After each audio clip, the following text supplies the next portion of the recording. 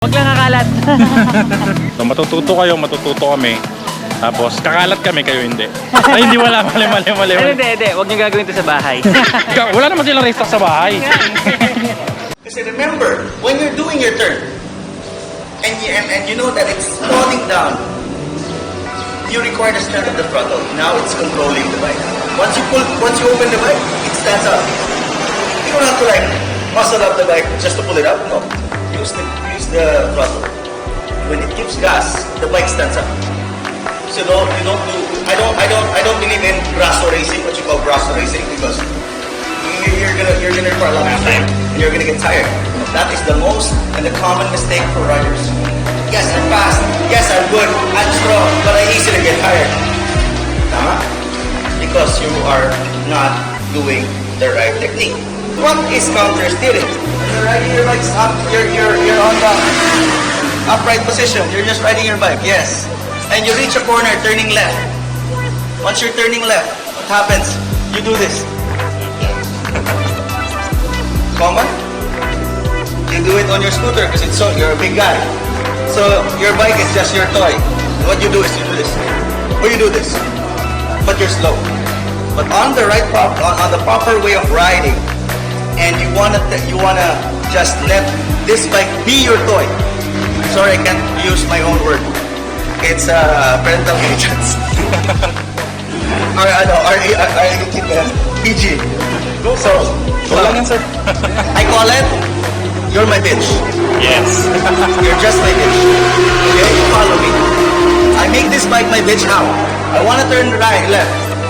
You just push it to the left. Right. Look, your bike actually turns to the right. But it's not. It's gonna sink. Later, I'll show you when I'm driving. When I'm turning, just a little speed. I do this. It's gonna go left side. I do that on the right side. It's gonna go right side. Look, this is gonna sink. It's not this. You won't see a rider here who will be turning like this. On the right.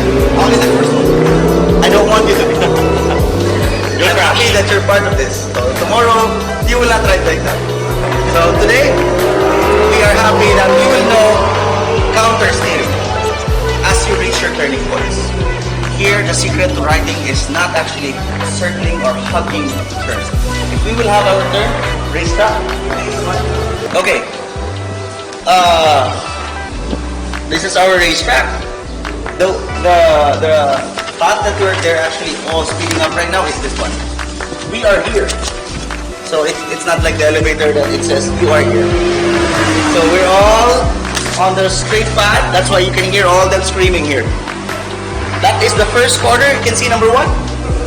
Correct? Number 1. There. That's the first corner where they turn left. Here. Now, when you reach your first corner, it is not about hugging the corner. Because you'll be wasting time, you'll be wasting effort, you'll be wasting tire. How do we do it? So take note on the first corner. We enter the first corner from the outside and then the inside. You don't hug it. You make the corner straight. So we make that illusion. So you make our corner, you enter each corner here. Okay, try to remember that. That's part of our turning drill.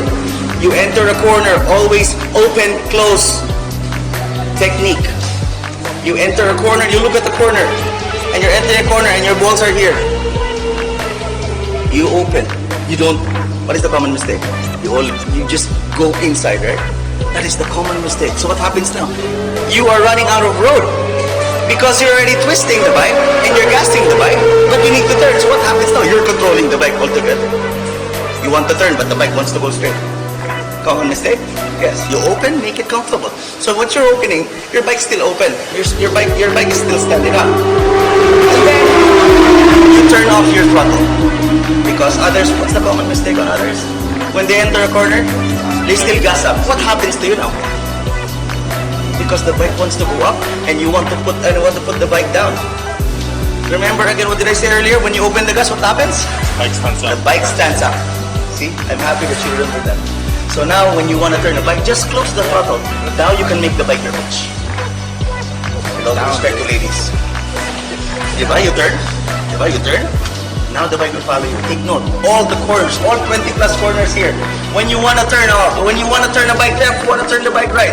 You want the bike to sink. Just turn off. Then it'll follow you. That is how as simple as I could explain to you. Because if you want to go speedy up, even corners you speed up. So what happens now? You go beyond the line. You go on the wrong line. Again, there's no race line on a track unless you're professionals. Because you will never understand that. Overtaking lines, race lines, or safety lines. All of them doesn't matter right now. What we're gonna do is open, close, technique. In one speed, we're gonna get into the corner. One speed. All the speeds that you get into a corner, that's why there is human intervention. Us, we're the ones riding. The bike's not giving us the speed. We are. Once we're riding, we feel a comfortable speed that you can move your bike. You turn off again. Then you start turning. Counter steer. This second flat. When you say turn off, you just lose the grip. Yes.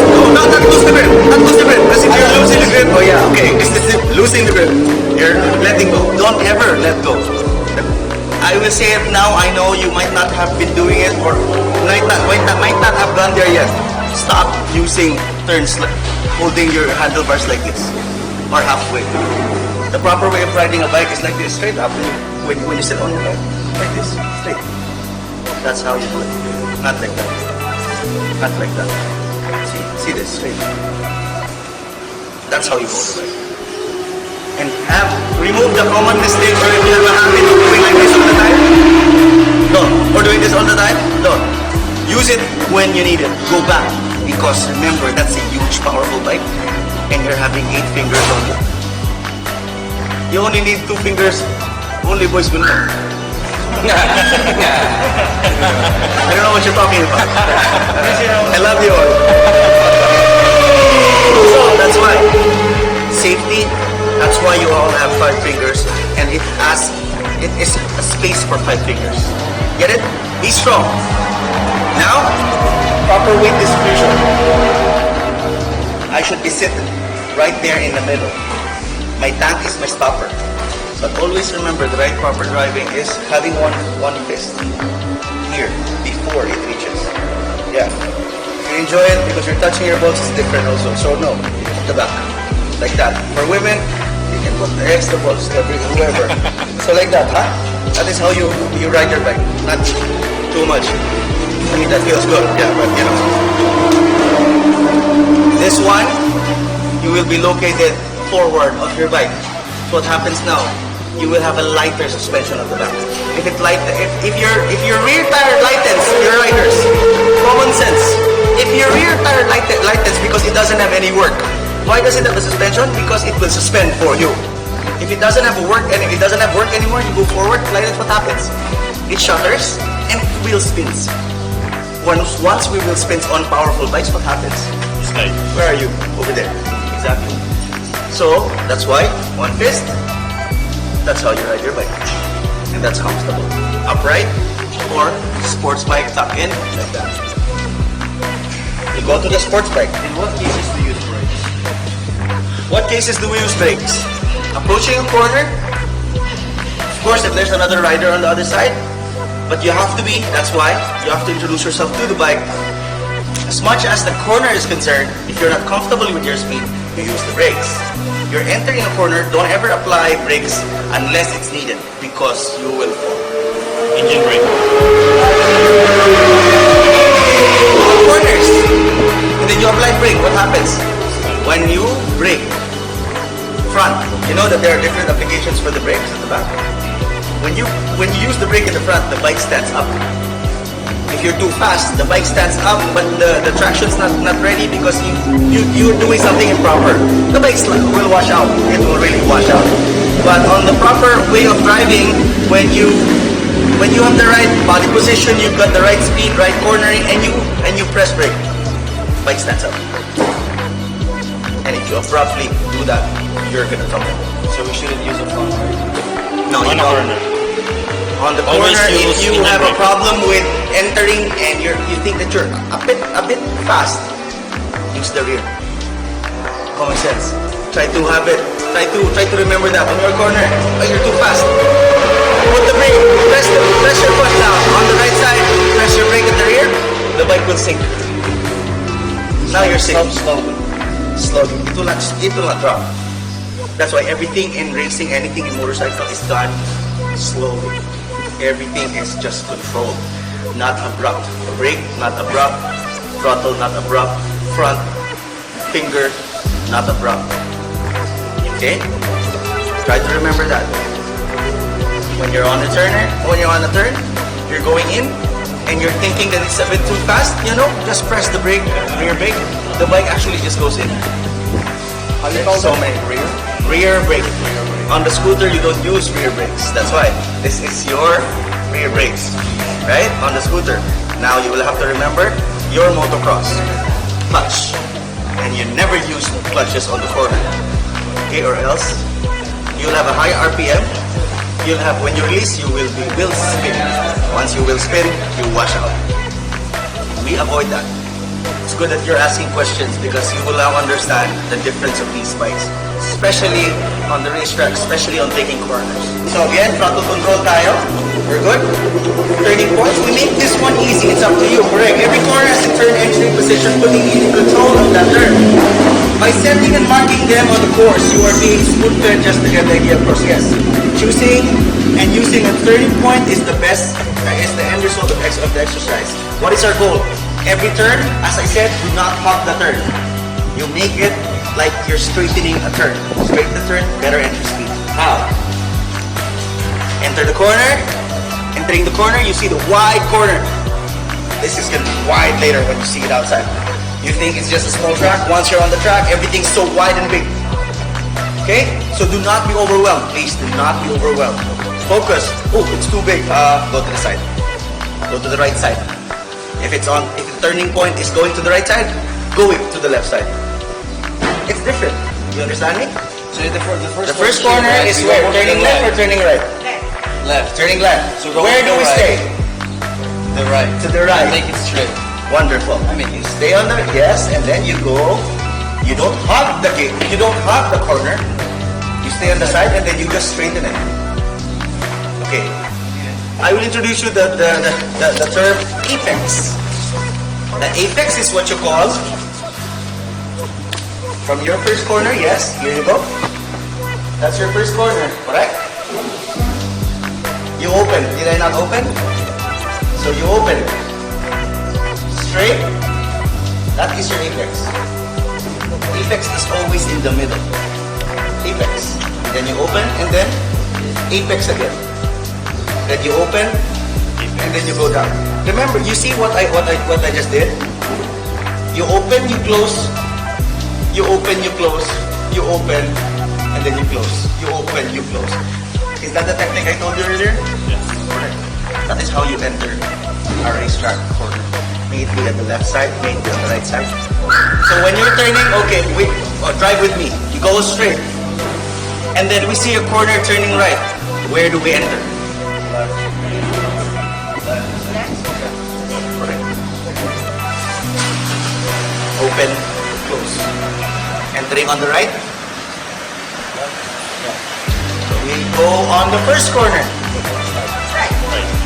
Open on the right, enter on the right, yes, and then you close.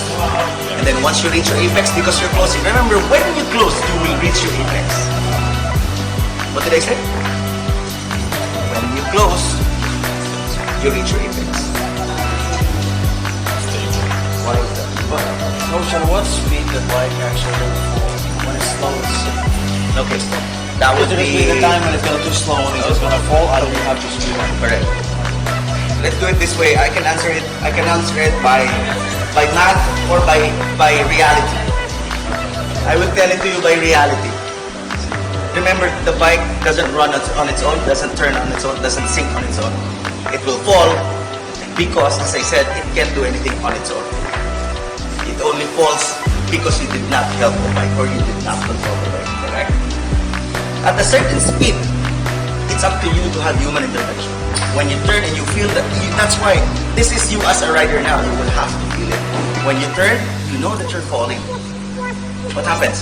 What will I do when I'm falling? Throttle a little bit, throttle control, and the bike stands up. And it'll help you. You'll be helping each other. So when at a certain speed, about 30, 40, bike's gonna fall.